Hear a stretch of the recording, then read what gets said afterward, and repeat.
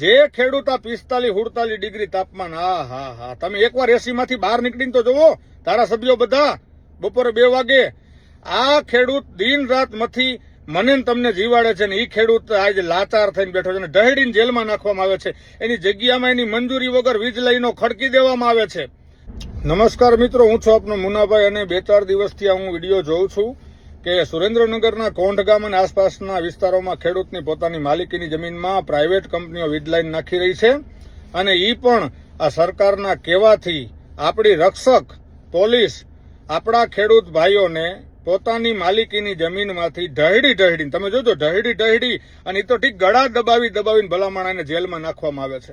અને પાછી ખૂબીની વાત તમને એ કહું, મોટું દુઃખનું કારણ એ કહું કે ગુજરાત વિધાનસભાની અંદર અત્યારે 121 ધારાસભ્ય ખેડૂત પુત્રો બેઠા છે.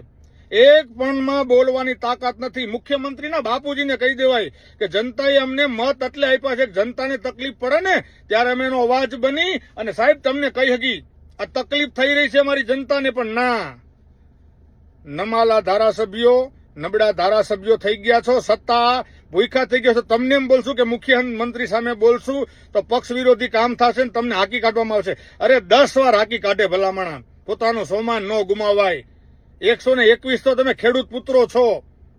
ઢાંકણીમાં પાણી લઈને ડૂબી જવાનું મન થવું જોઈએ અને કહી દો બધા ભેગા થઈને ખેડૂત હેરાન છે. ખેડૂત, કલ્પના કરજો, તમને મને જીવાડનારો જગતનો બાપ, દિન રાત મહેનત કરનારો આજ ખેડૂત હેરાન છે. તમારા પેટનું પાણી નથી હલતું, તમે આટલા બધા કઠણ થઈ ગયા છો. ઈશ્વર તમને કોઈને નહીં મૂકે, યાદ રાખજો.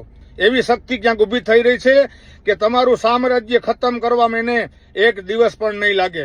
મારા ગુજરાતના તમામ ખેડૂતોને કહું છું, તમામ જનતાને કહું છું, જાગી જાજો, મારો બાપ જાગી જાજો. આ તાનાશાહ લોકોને હવે બસ છે. હવે તમને નથી લાગતું આ ગુજરાતની સરકારને હું કહું છું કે આ તમે જે કરી રહ્યા છો એ હળાહળ અન્યાય છે?